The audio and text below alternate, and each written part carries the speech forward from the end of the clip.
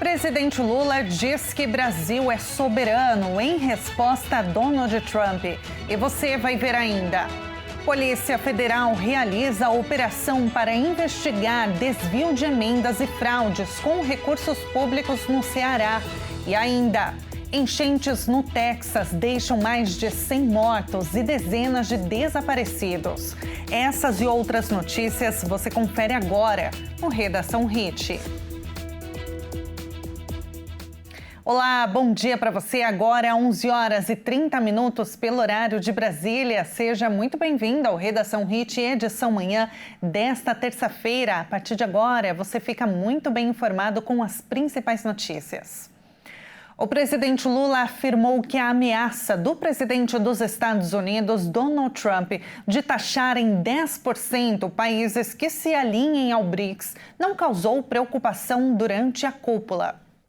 No fim da cúpula do BRICS, encontro que reuniu líderes dos 11 países membros e 10 nações parceiras, no Rio de Janeiro, o presidente Lula avaliou que as ameaças de Donald Trump de aplicar taxas aos países alinhados com o que chamou de uma política anti-americana do BRICS não causou qualquer impacto, já que ninguém tocou nesse assunto e não foi dada nenhuma importância a isso. O presidente brasileiro acrescentou que não considerou muito responsável da parte do presidente dos Estados Unidos ficar ameaçando o mundo através da internet. Lula disse, ainda, que os países são independentes têm o direito de fazer o mesmo. Nós somos países soberanos. Se ele achar que ele pode taxar, os países têm o direito de taxar também. Existe a lei da reciprocidade. Eu acho muito equivocado e muito irresponsável um presidente ficar ameaçando os outros em redes digitais. Sinceramente, tem outras coisas e outros fóruns para um presidente de um país do tamanho dos Estados Unidos falar com outros países.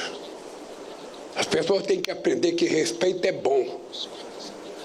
Respeito é muito bom. O presidente Lula também comentou as declarações de Trump sobre o ex-presidente Jair Bolsonaro. Segundo o presidente dos Estados Unidos, Bolsonaro está sofrendo uma caça às bruxas e ele deve ser deixado em paz. Esse país tem lei. Esse país tem regra e esse país tem um dono chamado povo brasileiro. Portanto, dê palpite na sua vida e não na nossa. O governo americano anunciou tarifas adicionais de 25% para o Japão e a Coreia do Sul nas primeiras cartas que enviou aos parceiros comerciais. O objetivo é alcançar um acordo antes que o prazo expire. O presidente dos Estados Unidos, Donald Trump, anunciou nesta segunda-feira tarifas adicionais de 25% para o Japão e a Coreia do Sul. São as primeiras cartas que envia aos parceiros comerciais para pedir que alcancem um acordo antes que o prazo expire. Em duas mensagens praticamente idênticas, Trump destacou que as novas tarifas entrarão em vigor em 1º de agosto. O republicano havia anunciado que enviaria um primeiro lote de cartas a 15 parceiros comerciais, nas quais os lembraria da necessidade de selar um pacto para evitar essas tarifas.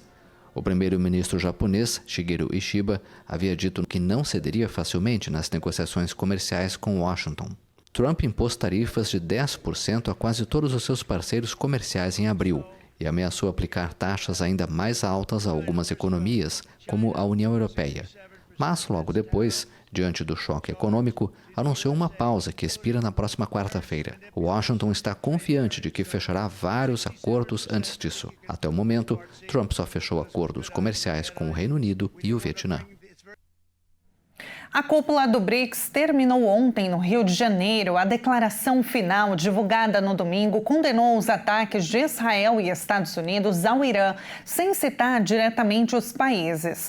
Também demonstrou preocupação com a grave situação na faixa de Gaza e condenou as ofensivas israelenses no território palestino com o uso da fome como método de guerra devido aos bloqueios de ajuda humanitária. No âmbito das relações comerciais comerciais, o documento critica políticas do novo governo republicano, como as tarifas comerciais que nós acompanhamos na reportagem, mas sem mencionar nominalmente os Estados Unidos.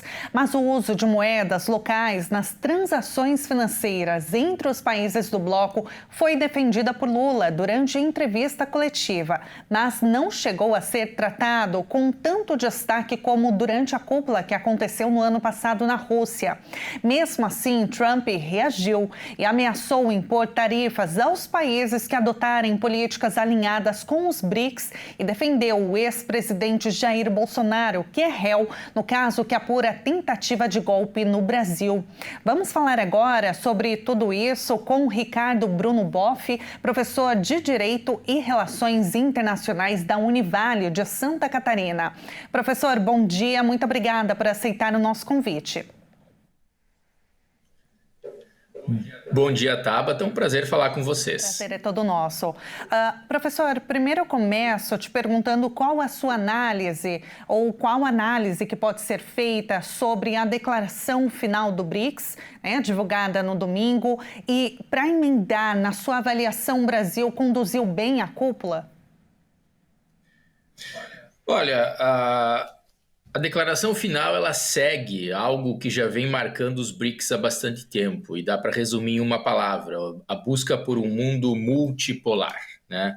Então nós temos que considerar algumas coisas. O sistema internacional multilateral que foi criado lá na Segunda Guerra Mundial, sob liderança dos Estados Unidos e da Europa, naquele tempo você tinha os Estados Unidos como a maior economia do mundo, você tinha os europeus em reconstrução e a China representava muito pouco, o sul global representava muito pouco. Hoje, os países BRICS representam, considerando os 11, né, ou seja, todos esses novos BRICS, inclusive a Indonésia, que entrou agora, 48% da população mundial, 40% do PIB mundial, né, considerado em paridade de poder de compra, e cerca de 23% do comércio internacional. Então é natural que esses países, tendo mais relevância econômica, política e geopolítica, vão propor alternativas ao modelo que está datado do século XX. Ou seja, a nova realidade internacional não cabe mais naquele sistema multilateral. Então a marca dos BRICS é: não vamos abandonar as Nações Unidas, não vamos abandonar o FMI como grande regulador das relações financeiras internacionais, nem o Banco Mundial, né, como grande banco de fomento internacional. Não vamos abandonar, em outras palavras, os arranjos multilaterais tradicionais. Entretanto, vamos propor duas coisas. Uma, reforma nesses arranjos, né? Vamos propor mais cotas para os países do chamado Sul Global, no FMI e no Banco Mundial. Vamos propor uma reforma no Conselho de Segurança que inclua mais, por exemplo, África e América Latina, que estão praticamente excluídos. E vamos propor também algumas coisas alternativas. O próprio Banco dos BRICS, que já vem acontecendo, alguns arranjos de trocas comerciais e financeiras que não passem pelo dólar, que eles não foram tão enfatizados agora, porque eles já haviam sido enfatizados nas reuniões anteriores, mas no documento final consta pagamento transfronteiriço dos BRICS em moedas locais, ou seja, que não vão mais utilizar ou não utilizarão no futuro ou utilizarão menos o sistema SWIFT, liderado pelos Estados Unidos e trabalhado em dólar, né? O fortalecimento do Banco dos BRICS, infraestrutura digital, cooperação, enfim, uma série de fatores que indicam: no mundo do século XXI, com tanta relevância para esses países, nós precisamos reformar as instituições tradicionais e criar algumas alternativas que também servem para pressionar as instituições tradicionais. O recado é mais ou menos o seguinte: FMI, Banco Mundial, Nações Unidas. Se não houver essa reforma para incluir mais esses países, nós podemos partir por um caminho solo, digamos assim, né? Então eu diria que o resumo pode ser esse no primeiro momento. Uma coletiva de imprensa, o presidente Lula ele foi questionado, professor, sobre a ameaça de Trump no último domingo aos países que se alinharem aos BRICS, né? A gente viu, ele postou na rede social dele, Lula respondeu que somos países soberanos, nas palavras dele, né? Se ele achar que ele, Trump, pode taxar, os países têm o direito de taxar também, pois existe a lei da reciprocidade. Por que Trump teme tanto os BRICS? Professor, claro, você trouxe bem a resposta anterior, mas qual que é o temor do presidente americano? E aí, para emendar a pergunta, a resposta do presidente brasileiro foi correta? Ele agiu bem ao responder este questionamento? Olha, eu diria que o temor do Trump, por uma questão mais objetiva, seria realmente nós caminharmos para um mundo pós-dólar, né? Porque aí o raciocínio é simples. Há poucos dias, o Trump aprovou o novo orçamento dos Estados Unidos. Ele é um orçamento altamente deficitário, né? Então, os Estados Unidos não têm superávit primário, os Estados Unidos têm uma dívida gigantesca, só que é o país que consegue emitir a moeda que paga a própria dívida, e o mundo inteiro aceita o dólar. Então, eles conseguem reciclar a própria dívida. É algo que só os Estados Unidos conseguem. Se o mundo caminha para uma economia pós-dólar, e o dólar já não tem mais aceitação global, o dólar tende a perder valor. Isso pode resultar em inflação em casa. Então faz sentido, do ponto de vista material, esse ataque aos BRICS pelo presidente Trump. Além disso, tem a questão política também. O Trump fala muito para os seus seguidores, para o seu eleitorado. Então a gente já conhece o estilo Trump. Ele faz a declaração forte, ele tuita, mas nem sempre ele segue aquilo que ele fala. Às vezes ele faz uma declaração mais forte pela manhã e à noite ele já está negociando alguma coisa intermediária, alguma coisa mais suave, né? Então, falar em 10% de taxação não dá para levar tão a sério assim, porque ele já vem falando em taxação há bastante tempo e depois ele reabre negociações. Então, essa taxação pode ser 10, pode ser 20, pode ser 5. O número aí parece que é um pouquinho mais chutado por ele, mas é uma resposta, dizendo, estamos aqui, temos força e vamos combater esse crescimento dos BRICS. Então, acho que tem essas duas coisas, evitar o mundo pós-dólar e dar uma resposta ao seu eleitorado. E com relação à resposta do Lula, ela parece bastante cautelosa, né? E assim, é uma resposta, eu diria até um pouco óbvia. Os países, de fato, têm a soberania para responderem de forma recíproca. Ou seja, se os Estados Unidos erguem tarifa, nós também podemos erguer. Entretanto, o Brasil tem evitado ao máximo o confronto com os Estados Unidos. Nosso primeiro parceiro comercial é a China, o nosso segundo são os Estados Unidos, nosso terceiro é a Argentina. Então, os Estados Unidos são fundamentais para várias cadeias brasileiras, né? Alumínio, enfim, frutas, uma série de produtos que o Brasil exporta para os Estados Unidos, é tentar evitar ao máximo essa corrida tarifária, essa guerra tarifária, para que nós não venhamos a perder esse mercado importante. Então, me parece que é uma resposta cuidadosa do Lula, dá uma resposta, mas evita escalar o conflito, que é o que o Brasil já vem fazendo com a orientação do Itamaraty. Ontem a gente acompanhou uma outra postagem de Trump direcionada a Bolsonaro. Ele acusou o Brasil de fazer um caça às bruxas, né? Foram as palavras que ele utilizou contra o ex-presidente. Lula disse que não aceita, que o Brasil, aliás, né, não aceitamos interferência. Essa postagem de Trump, professor, é uma ameaça à independência das nossas instituições? Os Estados Unidos tem algum poder de interferência ou não? Eu acho que fica mais no campo da retórica, né? Faz parte da política você jogar a favor dos seus aliados internacionais. Então, obviamente que o Trump vai fazer sinalizações pró-Bolsonaro, pró-Milei, como ele faz toda hora a favor do Netanyahu, do primeiro-ministro da Hungria, que são os presidentes de direita, ou ex-presidentes, no caso do Bolsonaro, mais parecidos com o Trump, né? Então, e aí... agora, do ponto de vista fático, se realmente vai haver alguma interferência, aí é outra coisa, porque aí não passa só pelo Trump. Aí passa pelo Departamento de Estado, pela diplomacia, pelas instituições americanas que têm um histórico de boas relações com o Brasil. Aí o pessoal vai pesar, realmente vale a pena comprar uma briga interna com o STF, com o próprio governo brasileiro que se mostra bastante cauteloso nas relações com os Estados Unidos. Eu acredito que fique mais no campo da retórica do que efetivamente alguma ação concreta contra o Brasil. Mas impossível não é. Mas eu acredito que fique mais no campo da retórica nesse momento e que o Trump não vai escalar para além disso. Mais uma resposta aos seus eleitores e também uma sinalização de apoio aos seus correligionários internacionais, como é o caso do Bolsonaro, né? Visto que nós já estamos aí numa corrida eleitoral, né, professor, para 2026. Agora, com relação à visita de Netanyahu à Casa Branca, Trump e o premier israelense, eles deixaram claro que a intenção aliás, dos dois países de transferência em massa da população de Gaza. Esse plano, ele fere os direitos internacionais, professor? Essa ação, esse planejamento de Netanyahu, tem algum amparo legal? Não, nesse caso, o direito internacional vem sendo ferido e ignorado, né? Bom, vale lembrar que, voltando ao tema comercial, antes de voltar a falar dessa questão de Israel e Estados Unidos, as próprias tarifas já ferem o direito internacional, né? O Trump absolutamente ignora a Organização Mundial do Comércio e que, por incrível que pareça, os BRICS, no seu documento, reforçam o papel da OMC, dizendo precisamos voltar a reforçar o sistema multilateral que está na UTI praticamente, né? E do mesmo modo que o Trump, com essa postura bastante soberanista, America First, né, como ele costuma dizer, ignora o sistema multilateral comercial, ele também ignora outras regras do direito internacional. Então isso viola, sim, o direito internacional humanitário, né?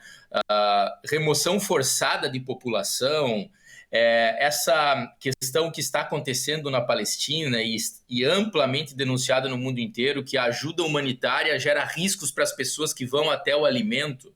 Então o sujeito fica num dilema entre passar fome ou tentar ir buscar comida e ser alvejado pelo exército israelense.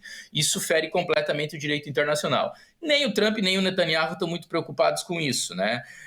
Então, a própria declaração dos BRICS faz referência a uma investigação da Corte Internacional de Justiça que utiliza a palavra genocídio como uma suspeita àquilo que Israel está fazendo com a população palestina e uma remoção forçada, do mesmo modo que o genocídio, ela fere completamente o direito internacional e não tem nenhuma base para você fazer isso. Então, aí seria um crime de guerra, né? Então, é muito complicado, talvez um dos problemas mais sérios e mais difíceis de resolver que nós temos no direito internacional, e acaba sendo até um escárnio, né, o Netanyahu propor um prêmio Nobel para o Trump, né, nesse momento. E aí nós temos que lembrar que as relações geopolíticas e comerciais, tanto no caso de Israel e Estados Unidos, quanto em outros conflitos do mundo, falam mais alto, né? Os interesses econômicos, a presença geopolítica dos Estados Unidos no Oriente Médio, as ligações entre o capital das grandes empresas americanas e o Estado de Israel acabam falando mais alto do que a vida dos palestinos, infelizmente, né? Professor, olha, muito obrigada. Foi um prazer falar contigo pela primeira vez aqui no Redação HIT, edição manhã. Muito obrigada, professor. Vamos continuar acompanhando, né, tudo isso, esses desdobramentos, ações de Donald Trump, Benjamin Netanyahu. E eu espero falar contigo numa próxima oportunidade. Obrigada, professor. Um ótimo dia. Eu que agradeço, fico à disposição. Muito obrigada. Nós acabamos de ouvir o Ricardo Bruno Boff, professor de Direito e Relações Internacionais da Univale de Santa Catarina. E veja a seguir, enchentes no Texas deixam mais de 100 mortos e dezenas de desaparecidos. E agora na sua tela, imagens ao vivo da cidade de Simonésia, Minas Gerais. 21 graus neste momento, mínima de 9. Nós voltamos já já.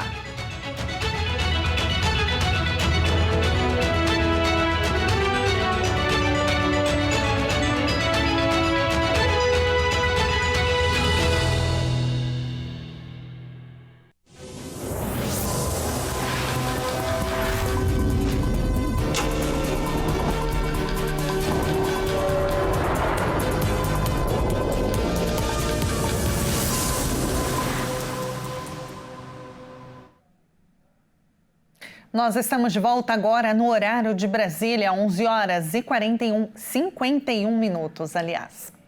A Polícia Federal realiza uma operação para investigar desvio de emendas e fraudes com recursos públicos no Ceará.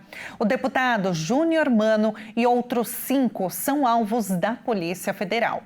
A ação da Polícia Federal apura a atuação de uma organização criminosa acusada de fraudes e desvio de recursos públicos no Ceará. Um dos mandados judicial está sendo cumprido no gabinete do deputado federal Júnior Mano.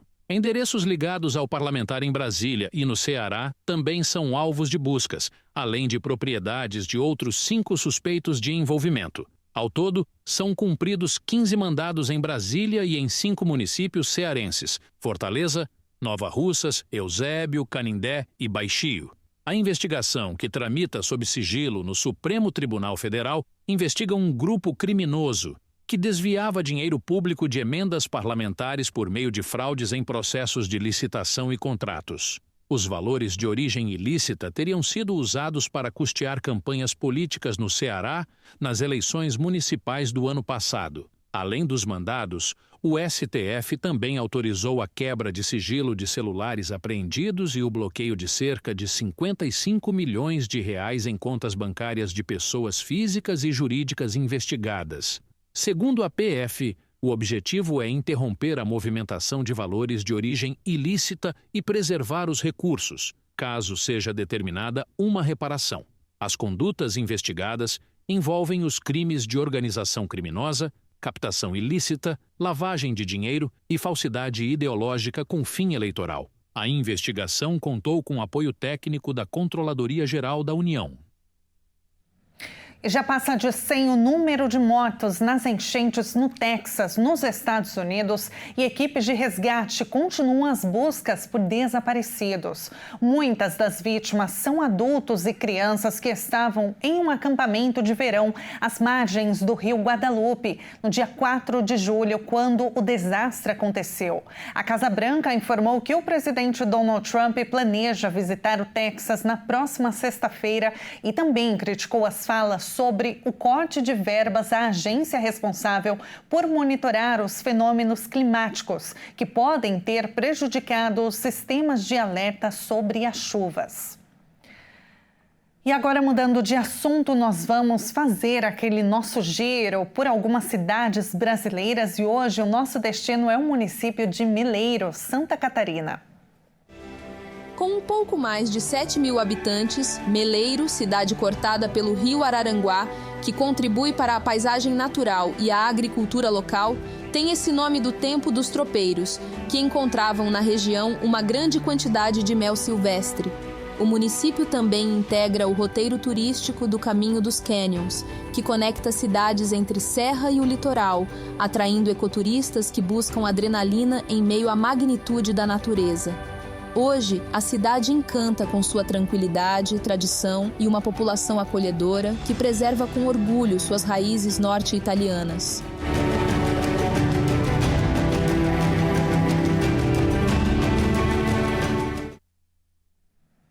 E vamos então abrir a nossa câmera ao vivo com vista de Meleiro neste momento. Olha só que vista bonitinha dessa cidade. Ela é marcada por uma hospitalidade invejável, onde os seus moradores preservam a cultura italiana através principalmente do dialeto da região norte da Itália e da gastronomia típica, como polenta com galinha, macarrão e o pão caseiro. E assim a gente encerra esta edição. Muito obrigada pela sua companhia. Uma excelente terça-feira para você. A gente se encontra novamente amanhã. Neste momento, 19 graus na cidade de Meleiro. Tá friozinho por lá, mas o sol tá brilhando. Muito obrigada pela companhia. Até amanhã.